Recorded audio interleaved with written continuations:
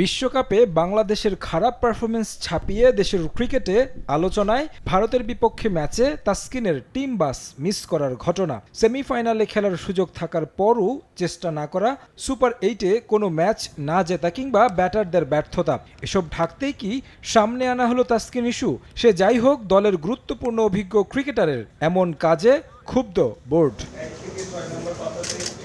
গেল বোর্ড সভায় এ ব্যাপারে আলোচনা হয়েছে বিস্তর। পরিচালকরা বিষয়টি ভালোভাবে নেননি। তার এই কাজ সংবাদ হয়েছে আন্তর্জাতিক মাধ্যমেও, যাতে ক্ষুণ্ণ হয়েছে বিসিবির সম্মানও। যদিও তাসকিন ক্ষমা চেয়েছেন টিম ম্যানেজমেন্টের কাছে, সেখানে তার সুরাহা হলেও সহজে পার পাচ্ছেন না। অধিনায়ক ও ম্যানেজারের রিপোর্টের পর নেওয়া হবে চূড়ান্ত সিদ্ধান্ত।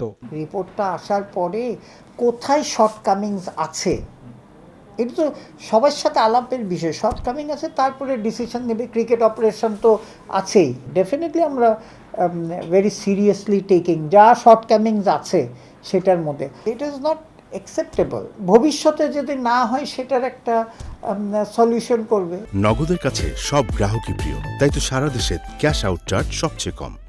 তাসকিনের এই ঘটনাকে অনেকে আবার দেখছেন ভিন্ন দৃষ্টিকোণ থেকে। সহ অধিনায়ক তাসকিন ছিলেন বোর্ডের সুনজরে, বল হাতেও দারুণ পারফর্ম করছিলেন। পরবর্তী অধিনায়ক হিসেবে বেছে নেওয়ার কথা তাকেই। ঘটনা ক্যারিবিয়ান দ্বীপে সুরাহা হলেও কেন দেশে আসার পর আলোচনায়।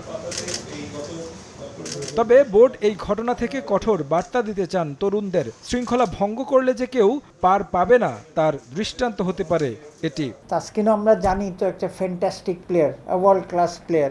ওরও কথা হয়তো মিস্টেক হয়ে গেছে। এটা যদি কন্টিনিউয়াস হয় তাহলে ইটস আ বিগ ইস্যু।